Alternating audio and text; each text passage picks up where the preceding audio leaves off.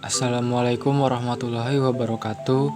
Perkenalkan, nama saya Muhammad Fahrul Ramdhani dari Prodi Manajemen kelas reguler pagi dengan NIM 28921500066. Saya membuat video ini untuk memenuhi tugas ujian tengah semester mata kuliah Perekonomian Indonesia dengan dosen pengampu yaitu Bapak Dr. I.G. Sudi Suharjo MM.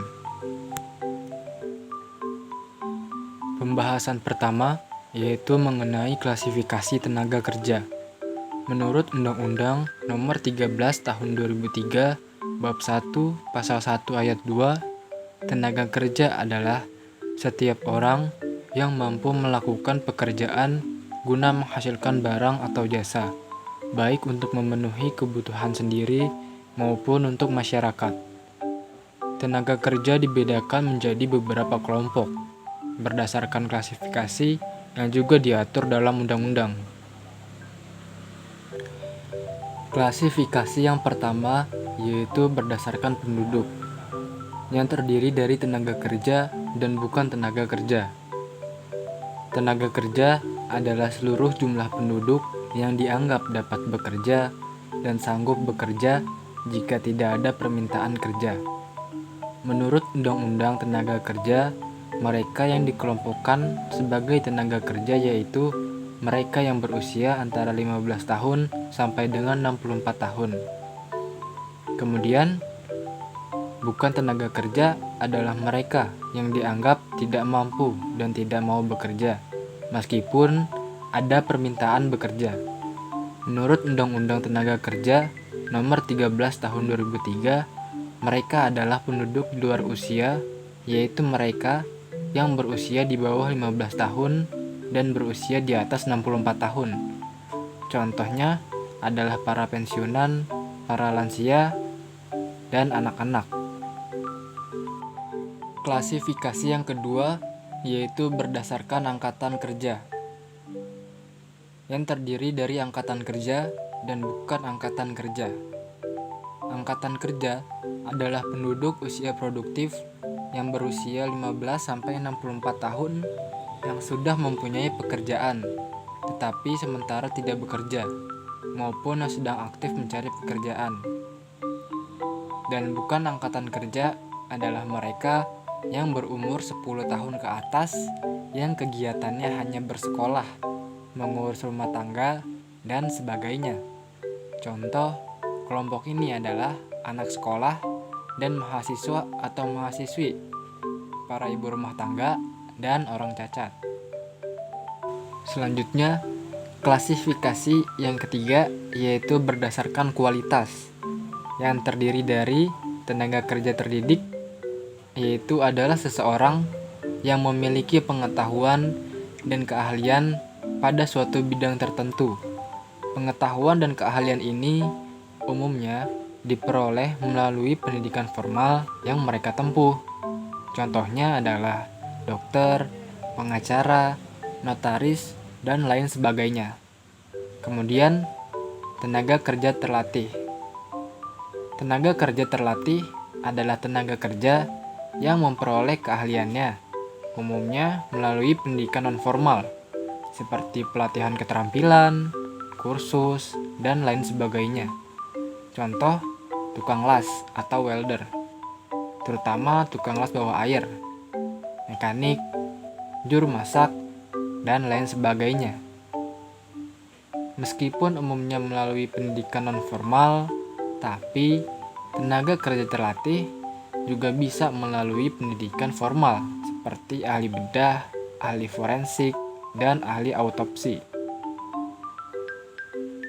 Dan yang ketiga, tenaga kerja tidak terdidik dan tidak terlatih, di mana pekerjaan yang dilakukan tidak mengharuskan seseorang memiliki keahlian atau kewajiban tertentu. Contoh adalah pembantu rumah tangga, buruh panggul barang, dan lain sebagainya. Kemudian, pembahasan berikutnya mengenai batasan usia kerja. Pasal 68 Undang-Undang Nomor 13 Tahun 2003 menyebutkan bahwa pengusaha dilarang mempekerjakan anak. Dan dalam ketentuan undang-undang tersebut, anak adalah setiap orang yang berumur di bawah 18 tahun. Berarti 18 tahun adalah usia minimum yang diperbolehkan pemerintah untuk bekerja. Artinya, anak yang berusia di bawah 18 tahun tidak diperbolehkan, kecuali hal-hal di bawah ini. 1. Ketentuan batas usia minimum pekerja ringan. Usia 13-15 tahun boleh melakukan pekerjaan ringan dengan syarat mendapatkan izin tertulis dari orang tua atau walinya. Lalu, untuk pengusaha atau perusahaan harus memberi kontrak kerja yang mana isinya anak tersebut hanya dipekerjakan selama 3 jam saja dalam sehari dan tidak mengganggu waktu sekolahnya. Syarat lain yaitu menjamin kesehatan dan keselamatan serta memberikan upah yang sesuai dengan undang-undang. Yang kedua, batas usia minimum pekerja untuk pelatihan atau PKL. Selain pengecualian tadi, ada pula batas usia minimum pekerja 14 tahun atau lebih yang diperbolehkan untuk bekerja. Namun, pekerjaan ini berhubungan dengan kurikulum pendidikan atau pelatihan pendidikan dari sekolah mereka yang telah disetujui pihak berwenang, di mana anak-anak harus diberi petunjuk yang jelas mengenai cara melakukan pekerjaan tersebut, diberi arahan, bimbingan, dan pengawasan yang tepat. Anak-anak juga harus dijamin keselamatan dan kesehatan, serta dilindungi selama masa pelatihan kerja. Kemudian, yang ketiga, batas usia minimum pekerja yang beresiko. Seperti yang kita tahu, batas usia minimum pekerja yang beresiko atau berbahaya adalah 18 tahun. Sebagaimana undang-undang yang ada melarang pengusaha atau perusahaan melibatkan anak-anak dalam pekerjaan buruk dan merusak moral. Dalam hal ini, pekerjaan yang buruk misalnya perbudakan dan sejenisnya. Lalu, pekerjaan yang mengeksploitasi dan menawarkan anak-anak untuk melakukan pelacuran, produksi pornografi, pertunjukan pornografi, dan sejenisnya. Belum lagi, batas usia minimum pekerja di bawah 18 tahun dilarang untuk mengoperasikan mesin atau peralatan berbahaya, seperti halnya mesin menjahit, mesin pemotong, mesin menenun, main lift, mesin kettle, hingga mesin merajut. Mereka juga dilarang untuk mengangkat beban sebesar 12 kg untuk anak laki-laki dan 10 kg untuk anak perempuan. Belum cukup sampai di sini, anak-anak juga dilarang untuk melakukan pekerjaan yang berhubungan dengan paparan kimia, debu, listrik, kebisingan tingkat tinggi, suhu, dan ketinggian ekstrim. Pembahasan selanjutnya yaitu kesempatan kerja. Pada bab 3 Undang-Undang Nomor 13 Tahun 2003 tentang kesempatan dan perlakuan yang sama. Dalam pasal 5 yang berbunyi, setiap tenaga kerja memiliki kesempatan yang sama tanpa diskriminasi untuk memperoleh pekerjaan. Kemudian, pasal 6 yang berbunyi, setiap pekerja atau buruh berhak memperoleh perlakuan yang sama tanpa diskriminasi dari pengusaha. Kesempatan kerja adalah jumlah lapangan kerja yang tersedia bagi para angkatan kerja yang mencari pekerjaan atau sebuah keadaan yang memperlihatkan jumlah lapangan kerja yang masih kosong dan siap diisi para pencari kerja. Dan topik selanjutnya, kita masuk kepada sistem pengupahan.